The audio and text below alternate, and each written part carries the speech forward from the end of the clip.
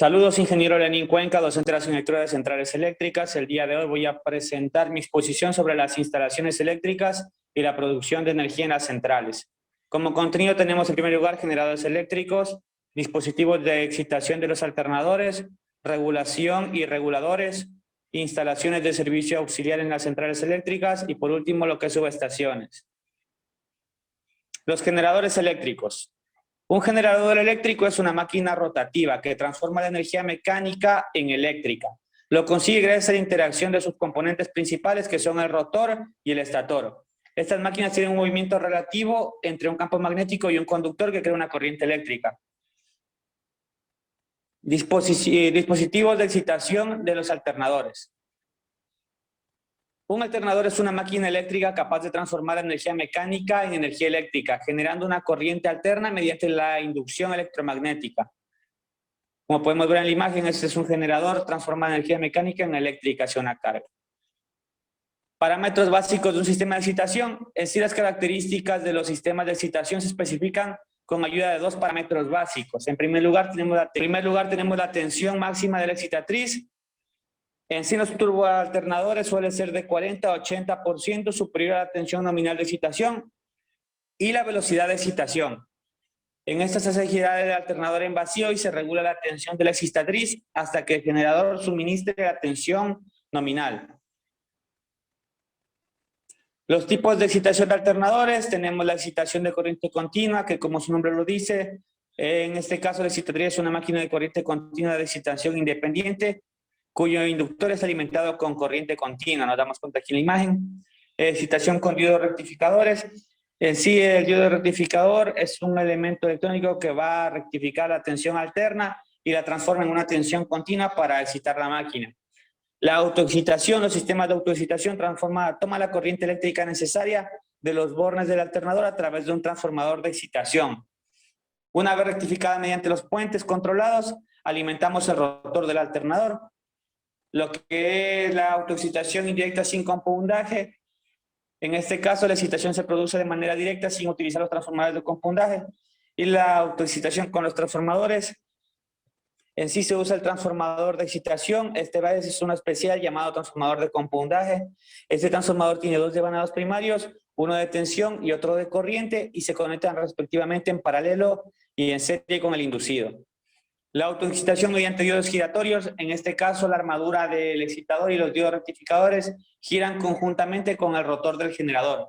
En la imagen nos damos cuenta que tenemos aquí un rectificador rotatorio o diodos giratorios. La detección de fallos en los diodos. Para poder identificar las fallas en cada uno de los pares del tiristor o diodos, se debe agregar un circuito de detección en el circuito de activación de cada llave. De esta manera, cada circuito de disparo entregará dos señales que van a identificar la falla correspondiente a la falla del transistor o el diodo. Acá abajo tenemos un ejemplo de un circuito de detección de fallas en un diodo.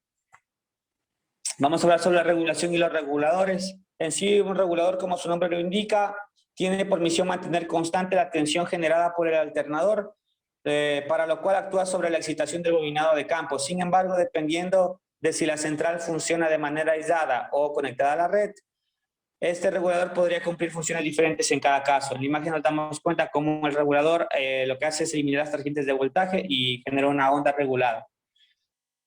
Bien, los reguladores de tensión en sí es un dispositivo electrónico diseñado para mantener un nivel de tensión constante o regulable en algunos casos. Con un circuito integrado desde un punto de vista constructivo van a existir dos tipos de reguladores básicos. El primero va a ser el reguladores electromecánicos. Este utiliza el principio de una espira en posición fija y una espira secundaria que puede rotarse en un eje paralelo con una espira fija. Los reguladores electromecánicos se dividen en dos grupos, que son los reguladores de Trilling y los reguladores de sectores rodantes. En la imagen podemos ver cada uno de estos, el Trilling de sectores rodantes. Los reguladores electrónicos se emplean para la excitación estática y van de la mano de limitadores que normalmente son de actuación inmediata para evitar que el alternador salga de sincronismo.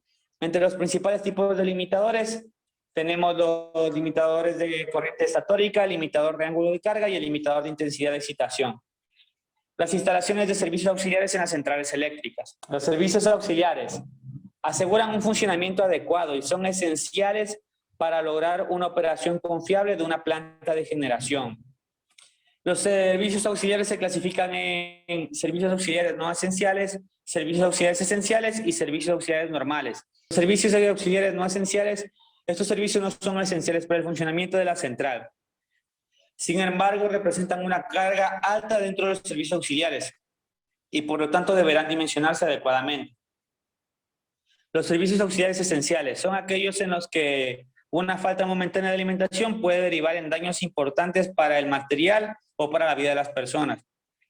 Y los servicios auxiliares normales se pueden denominar en dos, se pueden clasificar en dos, urgentes y eventuales. Los urgentes son aquellos en los que una falla de alimentación provoca automáticamente una reducción de potencia en la salida de la central.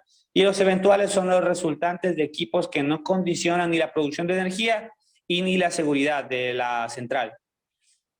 Consideraciones básicas: en sí se debe considerar que los servicios auxiliares de una central están constituidos fundamentalmente por elementos que no intervienen directamente en la producción de energía, sin embargo son necesarios e indispensables para este proceso.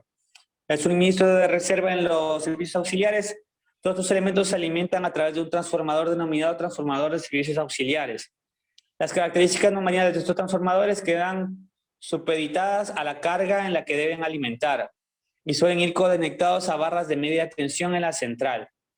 La parada de emergencia del bloque de suministro de corriente de emergencia. En sí, la función principal de este dispositivo es parar de emergencia a la central lo más rápidamente posible. Para este fin se puede hacer a través de un interruptor o eléctricamente. La caída de tensión en conexión de motores. En sí, el arranque de maquinaria industrial, bombas o motores con gran consumo de corriente puede generar una saturación de la línea y por ende una caída de voltaje. Hablemos sobre lo que es conmutación de los servicios auxiliares. Para asegurar la continuidad de los servicios auxiliares se puede prever la conmutación del bloque de red de arranque. Para esto existen 4 tipos de conmutaciones, que sería la instantánea, rápida, por tensión residual y la lenta. La corriente de cortocircuito. Al elegir los transformadores de servicios auxiliares, hay que considerar junto al valor de la potencia de cortocircuito también el valor máximo de la caída de tensión que se produce en la conmutación de estos motores. En la gráfica podemos ver lo que es una corriente de cortocircuito, cómo se va disipando poco a poco. Subestaciones. En sí, el reglamento de alta tensión define a las subestaciones como un conjunto situado en un mismo lugar de la red eléctrica y los edificios necesarios para realizar alguna de las funciones siguientes: transformación de la tensión, frecuencia, número de fases, rectificación, compensación del factor de potencia y conexión de 2 o más circuitos. Las subestaciones transformadoras elevadoras en las centrales eléctricas, su cometido es elevar la tensión de generación de media a alta o muy alta tensión para el transporte. Los esquemas más empleados en las estaciones transformadoras elevadoras de las centrales eléctricas. Aquí tenemos un ejemplo de cada uno de los esquemas. En primer lugar tenemos los generadores conectados directamente a un sistema de barras colectoras simples, la conexión por bloques de generadores, los generadores conectados directamente a un sistema de barras colectoras simples para transmisión en alta tensión, la conexión de generadores a bancos de transformadores con 3 devanados. Aquí igualmente tenemos otro gráfico que lo representa. Ahora hablemos sobre las disposiciones constructivas en las subestaciones transformadoras. Existen diferentes tipos de subestaciones y esas van de acuerdo a las necesidades de los usuarios, destacando las de distribución de energía eléctrica, las de maniobras, plan de contingencia, y las cuales se pueden clasificar de acuerdo a su función y forma constructiva. En este caso tenemos las disposiciones de barras simples para subestaciones, disposiciones de triple barra, disposiciones de barra principal y barra de transferencia, disposiciones de barra en anillo, disposición de doble barra e interruptor. Y bueno, hablemos ahora sobre los tipos de subestaciones. Tenemos a grandes rasgos diferentes tipos de subestaciones. De primer lugar, la de maniobra y seccionamiento, que su función es unir algunas líneas de transporte con otras de distribución con el propósito de dar mayor confiabilidad y continuidad al servicio. Las subestaciones blindadas de alta tensión en sí están constituidas por una serie de elementos: interruptores automáticos, seccionadores, juegos de barra, y en la mayoría de los casos están compartiendo estancos metálicos rellenos de SF6 o hexafluoruro de azufre. Las subestaciones a la intemperie. En estas subestaciones los aislamientos están diseñados para que operen con un alto grado de humedad y bajo la lluvia, por lo cual los aisladores tienen grandes faldones que sirven para alargar la distancia dieléctrica. Bien, para este trabajo se tomó 4 referencias. En primer lugar, Olire Fernández en el libro Centrales Eléctricas, Castaño SR en el libro Redes de Distribución de Energía, Enrique Harper en Elementos de Diseño de Subestaciones y por último en Centrales Eléctricas, la enciclopedia SEAC. Muchas gracias.